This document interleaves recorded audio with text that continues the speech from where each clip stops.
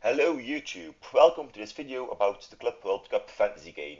I'm currently rank 1 in the world, which made me think that I was qualified enough to share my opinions about the next upcoming match day. Of course, the match day isn't finished yet, so maybe there are some injuries or suspensions which need to be added before the deadline on Monday evening. I'm not going to talk about my own team, which is on screen right now. I don't think it's very useful to do this because everyone has different teams to start with anyway. But I will share my thoughts about Wildcard for MD3. I already played my Wildcard myself last week, so I can't make this team myself, but if I still had the option, then I would go for something along these lines.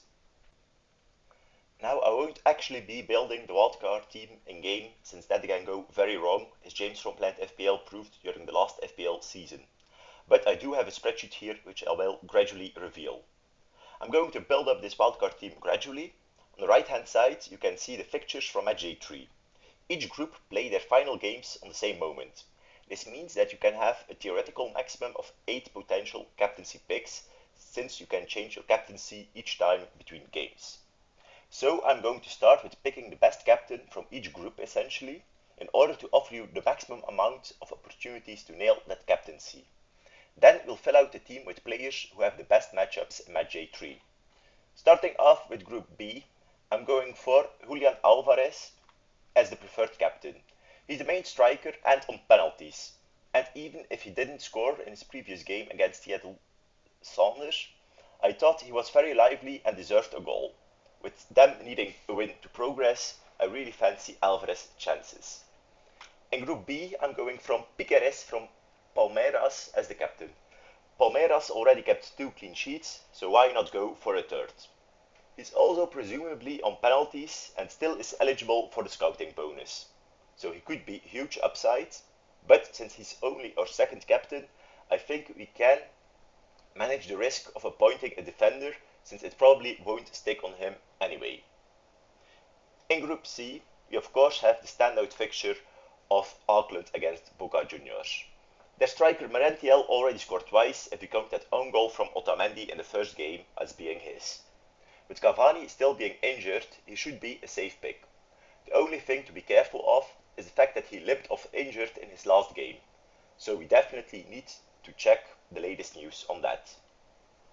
In Group D, we have Chelsea, who still needs a win to qualify to the next round.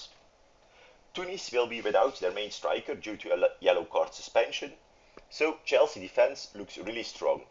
But defense probably won't get you 15 plus points, so if you're looking for a captain, then I'm still looking at Palmer.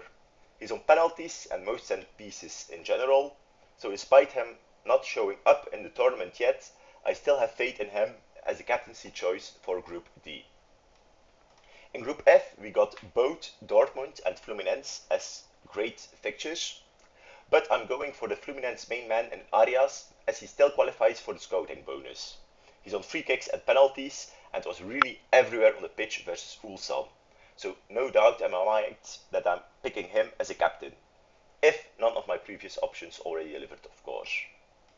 In Group E, I'm going for Sergio Ramos. He won't be on scouting bonus anymore, but he should be on penalties, so if he keeps a clean sheet against the worst team in the group while also getting a penalty or goal on corner, then that'll be a massive haul anyways. I don't fancy the Inter game too much, so this is in my opinion the best possible captaincy to be had in this group. Now I'm going to skip Group G, because I don't fancy the Juve City game at all. I think both teams will already be qualified, which would make it a massive headache in terms of rotation, especially given Pep Guardiola's reputation when it comes to that. The other game probably won't count for anything either, so don't even bother. Then for Group G, I'm perhaps surprisingly going to pick Mbappe as my final captain. He should be back from illness, and Real Madrid should still need a win in order to qualify. So with a fully rested Mbappe on penalties, I think this is your perfect last resort if all other captains have failed you. Then we can fill out the rest of the squad, starting with goalkeepers, of course.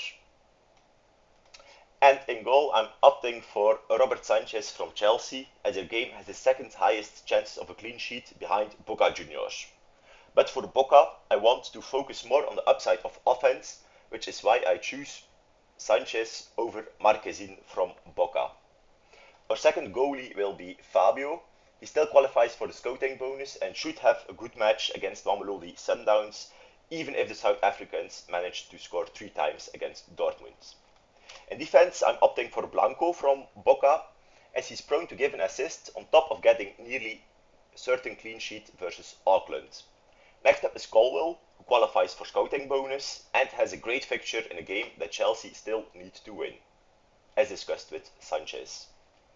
For my last defending option, I'm settling on Hakimi. One of the most owned players in the game, this is a safe option. You should be looking for an attacking return, as PSG still needs a win in order to qualify. There is a risk for rotation though, so be on the lookout for team news, as PSG plays only an hour after the deadline, before the deadline locks. Or maybe 2 hours beforehand, depending on how the game feels like in a moment. In midfield, I choose Zenon from Boca for the upside. He's on most corners, so perhaps we can hope for an assist here. Barcola is my second player from PSG. He hasn't had much minutes yet, but I'm seeing that as a positive, as he should be fresh and ready to play if Luis Enrique opts to rotate out the likes of Doué and Kvaratskhelia, who already played 2 games and might be in need of a rest. Having scouting bonus on a PSG player is also quite unique. Then, to round out the squad, I'm opting for the Dortmund player in Job Bellingham. He scored in his last game and looked really attacking. Of course, Julian Brandt could also feature here, but I'm afraid he'll lose the scouting bonus before deadline arrives, which makes me think that Job is well worth the risk of the additional 2 scouting bonus points. Then we have still 1.5 mil in the bank, so if you aren't sure about 1 or 2 players from this list, then you still have enough wiggling room to make your own changes in preparation of the Matchday 3 deadline. I hope that this construction of a Matchday 3 wildcard team has been useful to you, and I wish you the best of luck in your mini leagues.